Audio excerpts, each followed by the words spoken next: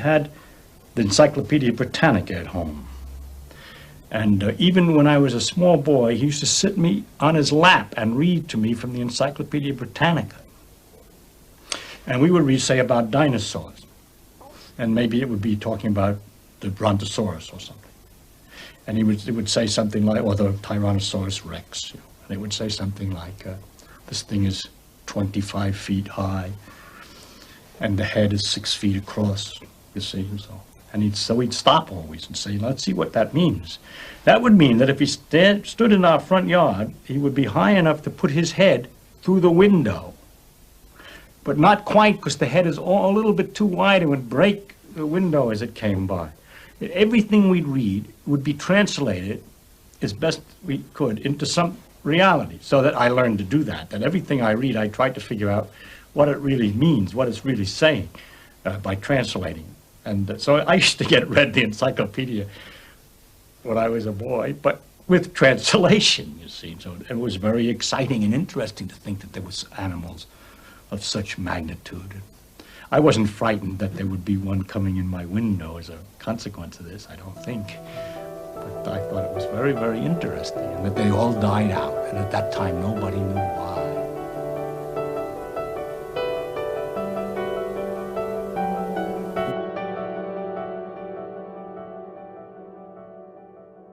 We used to go to the Catskill Mountains. We lived in New York, and the Catskill Mountains is a place where people went in the summer. And the fathers, there was a big group of people there, but the fathers would all go back to New York to work during the week and only come back over on the weekend. And on the weekends, when my father came, he would take me for walks in the woods and would tell me various things about interesting things that were going on in the woods, which I'll explain in a minute. But the other mothers, seeing this, of course, thought that was wonderful and that their other fathers should take their sons for walks. So they tried to work on them, but they didn't get anywhere at first. And they wanted my father to take all the kids, but he didn't want to because he had a special relationship to me. We were a personal thing together. So it ended up that the other fathers had to take their children for walks the next weekend. And the next Monday, when they were all back to work, all the kids were playing in the field. And one kid said to me, see that bird? What kind of a bird is that? And I said, I haven't the slightest idea what kind of a bird it is. He says, it's a brown-throated thrush or something. He says, your father doesn't tell you anything. But it was the opposite. My father had taught me, looking at a bird, he says, do you know what that bird is? It's a brown-throated thrush. But in Portuguese, it's a hontarapero. In Italian, a ciuterapicita. He says, in Chinese, it's a chongmongtong. In Japanese, a patata tokorecha, etc. He says, now they know all the languages you want to know what the name of that bird is. And when you're finished with all that, he says, you'll know absolutely nothing whatever about the bird. You only know about humans in different places and what they call the bird. Now, he says, let's look at the bird and what it's doing.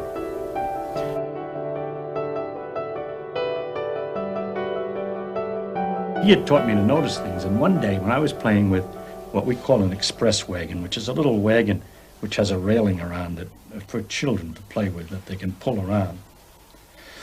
It had a ball in it. I remember this. It had a ball in it. And I pulled the wagon, and I noticed something about the way the ball moved.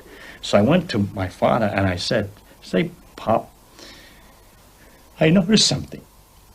When I pull the wagon, the ball rolls to the back of the wagon. It rushes to the back of the wagon. And when I'm pulling along and I suddenly stop, the ball rolls to the front of the wagon. I said, why is that? And he said, he says, nobody knows. He said, the general principle is that things that are moving try to keep on moving, and things that are standing still tend to stand still unless you push on them hard. And he says, this tendency is called inertia, but nobody knows why it's true. Now that's a deep understanding. He doesn't give me a name. He knew the difference between knowing the name of something and knowing something, which I learned very, very early. He went on to say, if you look close, you'll find the ball does not rush to the back of the wagon, but it's the back of the wagon that you're pulling against the ball, that the ball stands still, or as a matter of fact, from the friction, starts to move forward, really, and doesn't move back. So I ran back to the little wagon, and set the ball up again and pulled the wagon from under it and looking sideways and seeing indeed he was right. The ball never moved backwards in the wagon when I pulled the wagon forward. It moved backward relative to the wagon, but relative to the sidewalk, it was moved forward a little bit. It's just the wagon caught up with it. So that's the way I was educated by my father, with those kind of examples and discussions. No pressure, just lovely, interesting discussion.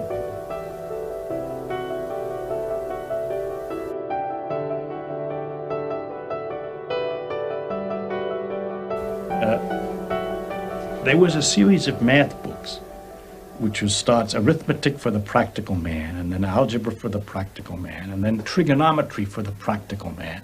And I learned trigonometry for the practical man from that. Soon forgot it again because I didn't understand it very well. But they were going to get, the series was coming out, and the library was going to get calculus for the practical man. And I knew by this time, by reading the encyclopedia, that calculus was an important subject, and it was an interesting one, and I ought to learn it. I was older now, I was perhaps 13. And then the calculus book finally came out, and I was so excited, and I went to the librarian to take it out. And she looks at me and she says, you're just a child, what are you taking this book out for? This book is So it was one of the few times in my life I was uncomfortable. I lied.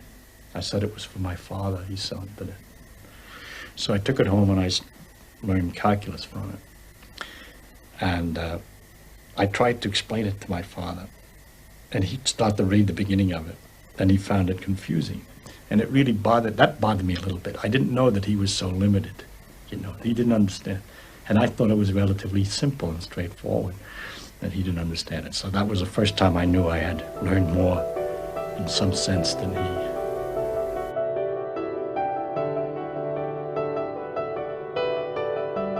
But one of the things that my father taught me beside physics, whether it's correct or not, was a disrespect for certain kinds of things. For example, when I was a little boy, in a rotogravure, that's the printed pictures and newspapers first came out in the New York Times, he used to sit me again on his knee, and he'd open a picture, and there was a picture of the Pope with everybody bowing in front of him.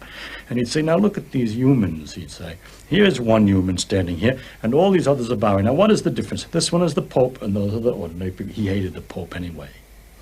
And he'd say, the difference is epaulets. Of course, not in the case of the Pope. Maybe it was a general. It was always the uniform, the position, that this man has the same human problems. He eats dinner like anybody else. He goes to the bathroom. He has the same kind of problems as everybody. He's a human being. Why are they all bowing to him? Only because of his name and his position, because of his uniform, not because of something he especially did, or his honor or something like that. He, by the way, was in the uniform business, so he knew what the difference was with a man with the uniform off and the uniform on. It's the same man for him.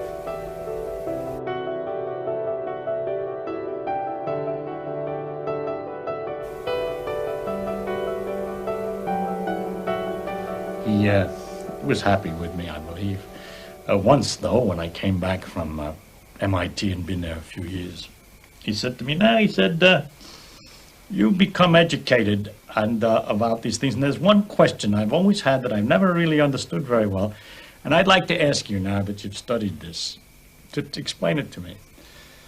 And I asked him what it was. And he said that he understood that when an atom made a transition from one state to another, it emits a particle of light called a photon.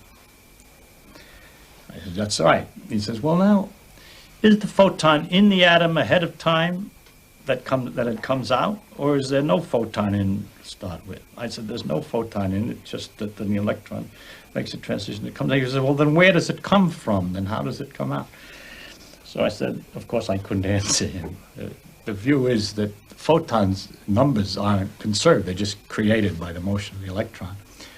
I couldn't try to explain it to him something like that. The sound that I'm making now wasn't in me. It's not like my little boy said when he was just little. One day he started to talk, he was talking, and he suddenly said that he could no longer say a certain word. The word was cat, because his word bag has run out of the word cat.